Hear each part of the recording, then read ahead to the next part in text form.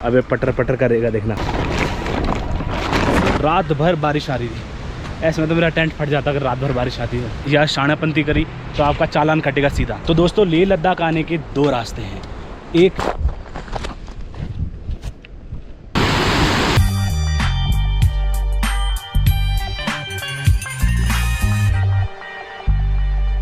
Good morning दोस्तों, सुबह के बज रहे 4 और बारिश आ रही है बाहर। तो अभी मैंने ऊपर वाला कवर लगाया है इसका,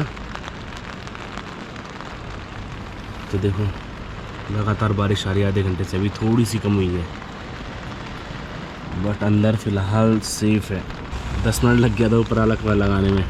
जब तक नींद खुली तब तक थोड़ा सा गीला हो चुका था, ये जाली खुली हुई थी इसलिए। बट कोई नहीं, काम चल गया। बारिश बंद हो जाए एक आधा घंटे में मैं उठने वाला था ऐसे भी। हे गाइस, गुड मॉर्निंग, कैसे आप सब लोग। तो डे 4 में आप सभी का स्वागत है। सुबह के बज रहे 5:30। तो थोड़ी ही देर पहले मैं उठा था। वैसे हुआ क्या था कि 3:40 के आसपास बारिश आने लग गई थी। तो रात को तो मैंने ऐसे ओपन टेंट लगाया था और जो दूसरा लेयर था इसका ये नहीं लगाया था। तो उसके बाद मैंने लगभग सुबह 4 बजे के करीब ये लगाया जब बारिश की बूंदें आने लग गई थी मेरे अंदर। तो जैसे ही मैंने ये लगाया उसके लगभग 15 से 20 मिनट बाद बारिश बंद हो गई। फिर मैं वापस से थोड़ा बहुत सोया, यानी कि 15-20 मिनट सोया ही था कि वापस से फिर से बारिश आने लग गई। तो मैं बार बार उठ रहा था, तो मैंने सोचा कि चलो अब उठा ही जाए। तो कल रात को मैंने टेंट लगाया था। ये देखिए मेरा टेंट इतना खूबसूरत लग रहा है। और आई थिंक ऊपर जो पहाड़ी है इसमें बिजली महादेव जी का मंदिर है, आई थिंक, इतना कंफर्म नहीं है मुझे। और ये पूरा का पूरा जो इलाका दिख रहा है ना आपको, ये पूरा का पूरा है जिया, यानी कि जिस जगह पे मैंने कल रात को हॉल्ट किया था इस जगह का नाम है जिया, जो कि कुल्लू से 10 किलोमीटर पीछे की साइड है। कुल्लू यहाँ से 10 किलोमीटर आगे है, उसके बाद है मनाली। थोड़ी ही देर पहले जस्ट मैं फ्रेश वगैरह हुआ, बट यहाँ पे नहाने की सुविधा नहीं है और थोड़ी ठंड भी हो रही है, तो नहाऊंगा कहाँ से। सबसे बड़ा क्वेश्चन ये है। अभी वापस से बारिश आने लग गई, पूरे काले बादल है, देखो वापस से बारिश आने लग गई। अब तो टेंट पैक करना है, फिर यहाँ पे खड़ा हो जाना मैंने रोड पे। कोई भी ट्रक वगैरह कुछ भी आएगा सीधा पिकअप करेगा, मुझे लेके चले जाएगा। अगर नहीं मिलता तो बस लास्ट ऑप्शन रहता है मेरा। ऐसा नहीं कि मैं बस में नहीं जाऊँगा, लास्ट ऑप्शन रहता है बस।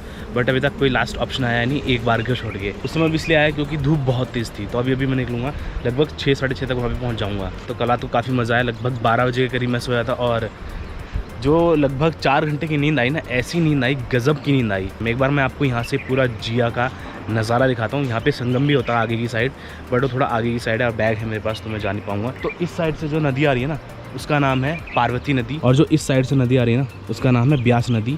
और आगे जाके संगम होता है दोनों का, और उसके आगे भी ये ब्यास नदी कहलाती है, क्योंकि ये नदी हैवी नदी है और ये ट्रिब्यूटरी नदी है इसलिए। तो यही वो पुल था जो कल आपको मैंने दिखाया था, उसके नीचे जो पानी बह रहा था वही पार्वती नदी का पानी था और इस साइड ब्यास नदी का पानी था। आज मेरी कोशिश रहेगी कि मैं मनाली से काफ़ी आगे निकल जाऊँ, लगभग 20-30 किलोमीटर अटल टनल पार कर लूँ, ऐसी मेरी कोशिश है।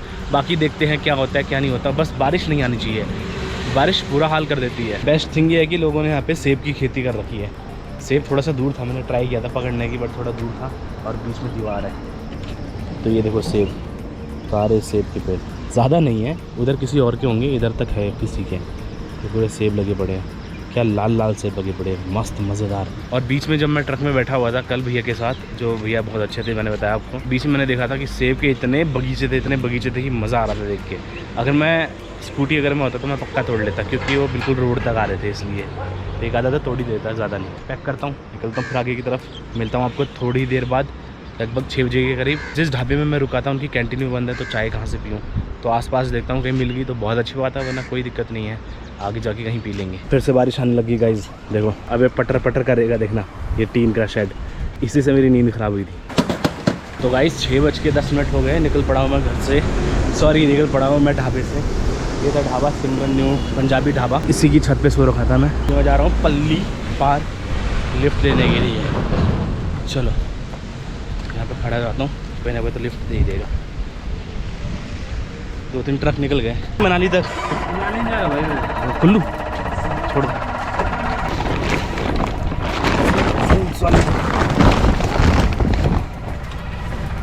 बैग गिरेगा तो नहीं दोस्तों। 1 सेकंड में पहली लिफ्ट मिल चुकी है। भैया आपका नाम? मेरा नाम ज्ञानचंद है। तो ज्ञानचंद भैया लिफ्ट दे दी भैया ने, थैंक यू भैया। लगभग 9-10 किलोमीटर की लिफ्ट मिली है कुल्लू तक के लिए।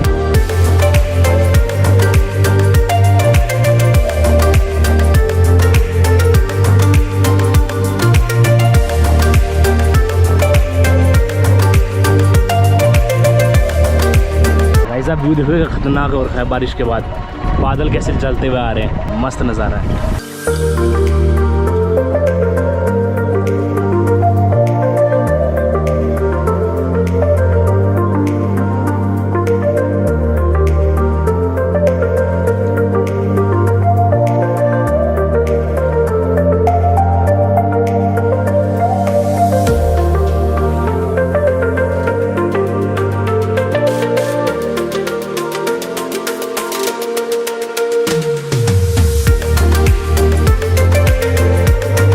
फाइनली मैं मनाली पहुंच गया हूं। हुआ ये था कि भैया ने मुझे कुल्लू तक छोड़ा था, ठीक है। जैसे ही मैं कुल्लू में उतरा उन्होंने मुझे अपोजिट साइड छोड़ दिया। इतनी तेज़ बारिश आई, तब तक एक बस आ गई और तब बस में मैं यहाँ तक आ गया मनाली तक। तो मैं मनाली पहुँच चुका हूँ, आई थिंक 7:30 हो गया। तो 90 रुपये का टिकट लगा मेरा मनाली तक। और ये भी मैंने पूछा तो लेह तक का जो प्राइस है कुल्लू से वो है 720 रुपये और यहाँ से लगभग 610 रुपये या 20 रुपये के आसपास है। तो बड़ा महंगा है। अभी मैं यहाँ से लिफ्ट लेने की ट्राई करता हूँ। बड़ा खूबसूरत समुंदर है देखो। तो ये पूरा मनाली है, मनाली का स्टार्टिंग पॉइंट। लेकिन अभी भी बारिश आने लगी है वापस। कसम से गाइस मनाली बड़ा खूबसूरत है यार, और बारिश के टाइम पे तो और ज़्यादा खूबसूरत है। बारिश आ रही थी जब ब्यास नदी में, और जो वहाँ से कोहरा बोलते हैं जिसको, वो उठ रहा था ना, क्या गज़ब लग रहा था यार। ब्यास नदी आपको दिखाता हूँ कि यहाँ से दिख रही होगी तो, लेकिन यहाँ से दीवार ऊँची है। बहुत तगड़ा नज़ारा था, मतलब मज़ा आ गया यार देख के। और मैं थोड़ा अपोजिट साइड बैठा था बस में भी, इस साइड को बैठा था और नज़ारा इस साइड को था, तो कैमरे में कैप्चर नहीं हो रहा था। बट सच में मनाली का मज़ा है तो बारिश में। ये देखिए आप, यही है ब्यास नदी। ब्यास नदी निकल रही है ब्यास कुंड से। अब यहाँ से तांडी करके जगह है, वहाँ तक लिफ्ट लेने की ट्राई करता हूँ। और गाइस जो ब्यास नदी है वो निकल रही है ब्यास कुंड से, जो कि आसपास ही है, 15 से 20 किलोमीटर, ज़्यादा दूर भी नहीं है। और वहाँ तक की भी ट्रैकिंग होती है। तो देखते हैं कभी और करेंगे। फ़िलहाल तो अब या तो लिफ्ट मिले या तो कोई जगह मिले। ठीक हुआ मैं रात को यहाँ नहीं रहा, ठीक हुआ मैं कुल्लू में नहीं रहा। रात भर बारिश आ रही थी, ऐसे में तो मेरा टेंट फट जाता अगर रात भर बारिश आती है। ठीक हुआ मैं उधर ही रुक गया। कभी कभी डिसीज़न हमें लगता है कि गलत होता है, लेकिन सही होता है। इस टपरी से चाय पी रहा हूँ। अभी दिखाता हूँ आपको ब्यास नदी का नज़ारा, क्या लग रही है ब्यास नदी। इतनी गहरी लग नहीं रही बट बढ़िया लग रही है। ये देखो, ये है ब्यास नदी, ये जा रही है सीधा कुल्लू की तरफ। ये है पूरा मनाली, आधा इस साइड है आधा इस साइड है। और वो देखो बर्फीले पहाड़ यहाँ से दिखाई देने लग गए। और ज़्यादा दूर से नहीं आ रही, 10-15 किलोमीटर दूर से आ रही है बस। टेंटिंग कैंपिंग फ़िलहाल अलाउड नहीं है, बंद कर दी है कुल्लू में भी, और यहाँ पे भी टेंट नहीं लगा सकते आप। अब पता नहीं क्यों। तो सुबह की पहली चाय पीता हूँ, फिर लिफ्ट मांगता हूँ। बारिश बंद हो जाए यार, बस बारिश दिक्कत दे देगी। भाई कहीं वॉर तो नहीं हो रही, कहीं वॉर तो नहीं हो रही। इधर एक से एक ट्रक जा रहे हैं, फौजी भर भर के जा रहे हैं। इधर देखो आर्मी ट्रक। मजाक कर रहा हूँ, ऐसा कुछ नहीं है। और चाय अच्छी हो रही है। ये पूरा मनाली है, लेकिन मनाली का मेन मार्केट ऊपर की तरफ बता रहे हैं। ऊपर की तरफ ये रास्ता जा रहा है। कुछ पार्ट इधर भी है, तो इधर का पार्ट थोड़ा सस्ता होगा क्योंकि थोड़ा अलग है। मेरे ही सामने कम से कम 15-20 ट्रक चले गए आर्मी वाले। ये एक और आया, मतलब आए जा रहे हैं। मज़ा आता है आर्मी के ट्रक में, और मैं बैठा भी हूँ उसमें कई बार। देखो अभी तक बद्दी यानी कि हिमाचल और पंजाब के बॉर्डर से मनाली तक का रास्ता कहीं पे भी ऊपर चढ़ाव रहा ऐसा था नहीं। जैसे हमारे गढ़वाल में होता है ना, बैंड काटने पड़ते हैं, सर्कल में घूमना पड़ता है ऐसे करके सांप की तरह। यहाँ पे मुझे एक भी रास्ता नहीं दिखा अभी तक। और ऐसे खड़ी चढ़ाई जो थी वो कहीं पे थी। मतलब अभी तक मैं लगभग बद्दी से यहाँ तक 280 किलोमीटर आ गया हूँगा। 280 किलोमीटर में कम से कम 10-12 किलोमीटर होगी बस ऐसी चढ़ाई। हमारे गांव में क्या होता है कि 280 किलोमीटर तो 280 किलोमीटर चढ़ाई फिर उतार, चढ़ाई उतार। इसमें ऐसा नहीं, इसमें ज़्यादातर 70% रास्ता प्लेन रास्ता था, जैसा अपना दिल्ली वगैरह में होता है वैसा रास्ता था। तो गाइज़ ये है मनाली चौक। अब यहाँ से खाते ब्यास नदी, जो मैं आपको कह रहा था ना कि धुंध उड़ सी रही है, वो देखो कुछ ऐसा नज़ारा है। धुंध सी उड़ रही है नदी से, बड़ा ज़बरदस्त लग रहा है। लोकेशन बड़ा प्यारा है देखो। तो गाइस यहाँ से लिफ्ट मिल गई है मुझे अटल टनल तक। ये आपका नाम? यशपाल भाई ने लिफ्ट दे दी है अटल टनल तक, जो कि है 24 किलोमीटर। Thank you bro.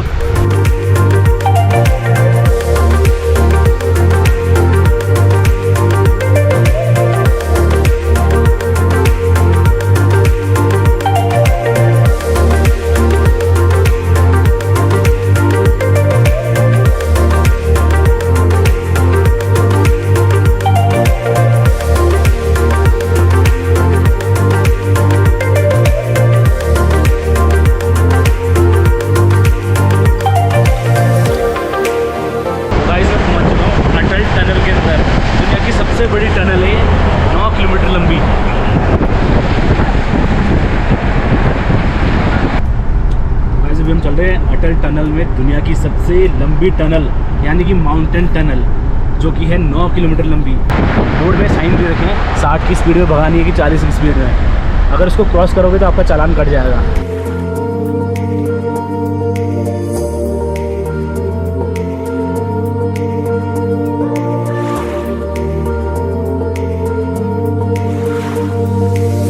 तो गाइस क्रॉस कर दिए अटल टनल, 9 किलोमीटर और आगे पहुंच गया हूँ मैं। क्या खूबसूरत नज़ारा देखो, वो रही अटल टनल।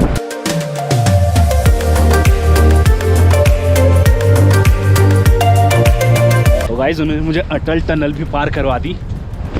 मुझे पहले लगा था कि वो अटल टनल के बाहर छोड़ेंगे मुझे, तो वहाँ तक का डिस्टेंस था 25 किलोमीटर प्लस अब अटल टनल का डिस्टेंस है 9 किलोमीटर, तो 25 प्लस 9 34 किलोमीटर उन्होंने मुझे ड्रॉप किया। और सुबह के लगभग 9:10 हो चुका है। अभी वो भैया चले गए इस साइड को चंद्रताल की तरफ। अब मुझे जाना है इधर की तरफ, सरचू की तरफ, यानी कि तांदी, यानी कि जिस्पा, यानी कि लेह की तरफ। तो इस जगह से लेह का डिस्टेंस अब 396 किलोमीटर है बस। और देखो रोड कितनी खूबसूरत है। ये रोड बनाई है BRO ने, बॉर्डर रोड ऑर्गेनाइजेशन ने। तो गाइस कुछ रूल्स है अटल टनल के, आपको बता देता हूँ। अटल टनल जैसे मैंने बताया आपको 9 किलोमीटर है, ठीक है। अब दूसरा रास्ता पहले जाता था अटल टनल से पहले, वो था रोहतांग पास वाला, वो जाता था, काफ़ी लंबा रास्ता था उधर की साइड से घूमता हुआ। अब आप अगर इसमें जाते हो तो आप स्पीड नहीं बढ़ा सकते। जो लिमिट लिखी गई है 40 लिखी तो 40 चलाओगे, 60 लिखी तो 60 चलाओगे। ज़्यादा ऊपर नीचे किया या शानापंती करी तो आपका चालान कटेगा सीधा। आप लोग गाड़ी रोक नहीं सकते, ठीक है, बीच में कहीं, और बीच में उतर के कहीं फ़ोटो वोटो नहीं खींच सकते। जो आपको करना है चलती गाड़ी से करना पड़ेगा, जैसे मैंने किया। तो शुक्रिया भैया का, भैया ने याद छोड़ा मुझे। ये थे कुछ रूल्स। अंदर कैमरे लगे हुए हैं बहुत सारे जगह जगह पे कैमरे लगे हुए हैं, लेकिन काफ़ी खूबसूरत है अटल टनल। तो इस साइड चंद्रताल है, वो भी काफ़ी ज़्यादा फेमस है, बहुत ज़्यादा फेमस है। यहाँ लोगों ने स्वेटर पहन ली, जैकेटें पहन ली, और मेरे को अभी भी पसीने आ रहे हैं पीछे से बैग उठाते हुए। तो सोचो आप, पसीना आ रहा है मेरे को और लोगों ने यहाँ पे जैकेट पहन ली। देखो सबने जैकेट पहन ली, यहाँ तक इन भैया ने भी जैकेट पहन रखी है। अब मैं हाफ में घूम रहा हूँ, मेरे को तो गर्मी लग रही है काफ़ी ज़्यादा भी। सच में मानना पड़ेगा यार, हिमाचल को स्वर्ग तो ज़रूर है, अपना उत्तराखंड जैसा स्वर्ग है, मानना पड़ेगा। BRO को मानना पड़ेगा। हमारे उत्तराखंड में इतनी ऊंची ऊंची रोडें बना दी और यहाँ पे बिल्कुल पानी के लेवल में, यानी कि नदी के लेवल में बना दी है। मानना पड़ेगा BRO तुमको भी। बहुत प्यारी रोड है, मज़ा आ गया। अब नज़ारा देखो कितना ज़्यादा खूबसूरत है।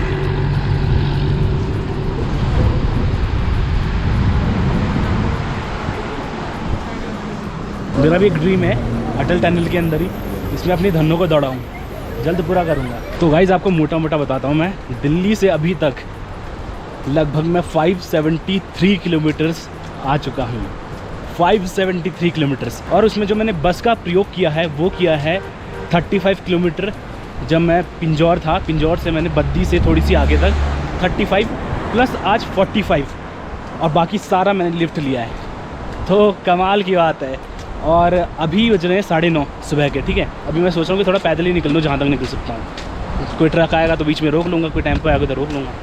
वहाँ पे खड़े होने से भी कुछ नहीं मिलना मेरे को, धूप लगेगी और क्या। तो आज के दिन में सुबह के 9:30 बजे तक मैंने कितना किलोमीटर कर लिया पता है? 10 किलोमीटर कुल्लू तक, 45 किलोमीटर मनाली तक, मनाली के बाद 25 किलोमीटर अटल टनल तक, और अटल टनल पार करने के लिए 9 किलोमीटर। तो इतना किलोमीटर कर लिया मैंने 9:30 बजे तक सुबह के। ये भी कमाल की बात है, बड़ी जल्दी जल्दी चीज़ें हो रही हैं। अब यहाँ से लेह लद्दाख 396 किलोमीटर्स है। वाह, पहुँचने वाला हूँ, बट अभी नहीं, 3-4 दिन लग जाएंगे मुझे, मिनिमम 3-4 दिन, क्योंकि आराम से जाऊँगा ना। तो दोस्तों लेह लद्दाख आने के 2 रास्ते हैं। एक, या तो आप डायरेक्ट दिल्ली से बस पकड़ लो, सीधा लद्दाख तक आओ मनाली होते हुए। दूसरा, सफ़र करते हुए आओ मेरी तरह। आपकी मर्ज़ी, आपको जो करना है आप वो कर सकते हो।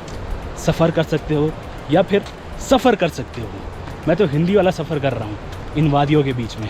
और ये जो नदी है इसका ज़्यादा फ्लो भी नहीं है। देखो आप, बीच में आपको पत्थर दिखाई दे रहे हैं ना, तो ज़्यादा फ्लो नहीं है।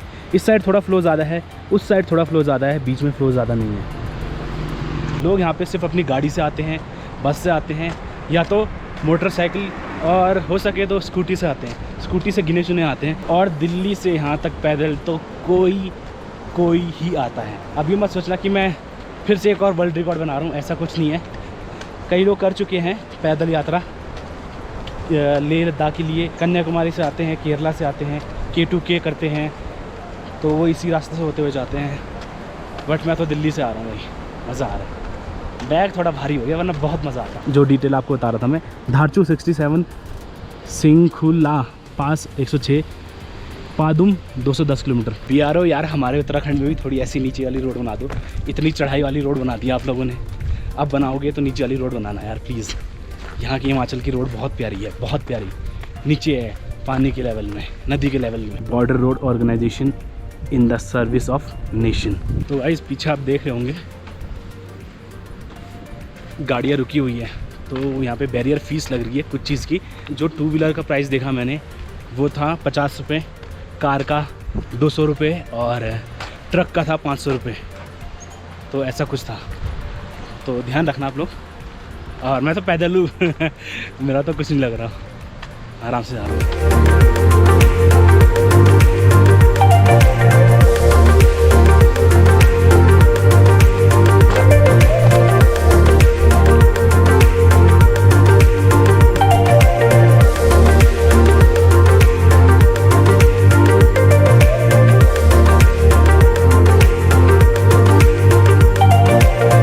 गाइस 2 मिनट का ब्रेक ले लिया, पानी वानी पी लिया और मौसम बड़ा ख़तरनाक हो रखा है।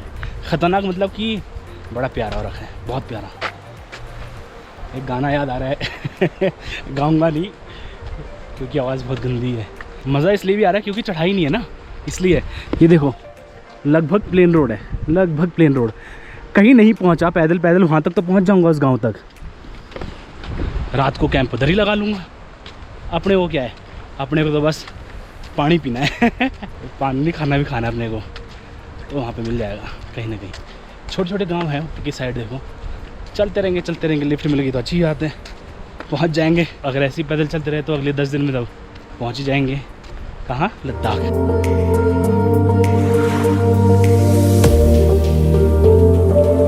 कोई नर्सरी गांव बता रहे हैं, ये देखते हैं कैसा है। रुकना हुआ तो रुक जाएंगे, नहीं हुआ तो नहीं रुकेंगे, चलते रहेंगे, अपने को क्या है। वाइस बाइकर्स लोगों का जो गैंग होता है ना, बहुत ज़्यादा मोटिवेट करता है एक दूसरे को। अभी 2-3 बाइकर्स लोग गए, ऐसे थम्सअप करते हैं एक दूसरे को, तो मुझे देख के भी 1-2 ने ऐसे थम्सअप किया और मैंने भी कर दिया। It means wow, well done, keep it up, all the best, ये मतलब होता है उसको। तो जब मैं वहाँ गया था 4 धाम की यात्रा में स्कूटी से, तब मैं भी सभी को ऐसे कर रहा था। अब सब मुझे कर रहे हैं कल तक तो मैं फिट इंडिया का मूवमेंट संदेश नहीं दे रहा था क्योंकि मैं बड़ी लंबी लंबी लिफ्ट में आ रहा था। आज मैं बहुत पैदल चल गया, लगभग 1.5 किलोमीटर। अब फिट इंडिया मूवमेंट का संदेश दे रहा हूँ सभी को, फिट रहो, स्वस्थ रहो। Wow, that's nice guys. वहाँ से आ रहा है पानी, बड़ा खूबसूरत लग रहा है, बहुत प्यारा, बड़ा खूबसूरत सा नज़ारा है यार, सच में स्वर्ग है। आई नो बहुत बार बोल चुका हूँ, बट स्वर्ग है तो है यार, इसलिए बार बार बोल रहा हूँ। वो रही अटल टनल, उधर से रास्ता घूमता हुआ आ रहा है इधर को। तो ऐसे रख दिया मैंने अपना बैग, कोई भला आदमी देख लेगा, लिफ्ट फीस का बोर्ड रोक लेगा। थोड़ा सा मैं रेस्ट कर रहा हूँ यहाँ पे। सिस्सू करके कुछ जगह है, 3 किलोमीटर, वहाँ तक पहुँच जाऊँगा मैं आज। हाँ, टैंकर आएंगे पीछे से। अच्छा, वो रेल के टैंकर कार से जब जाएंगे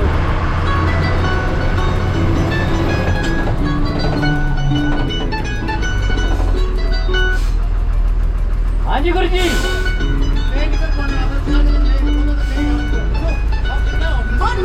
तो गाइस 22 किलोमीटर की लिफ्ट मिल गई है। भैया आपका नाम? पवन कुमार। तो कहाँ तक छोड़ोगे मुझे? कार का करके कुछ जगह है, वहाँ तक छोड़ेंगे भैया।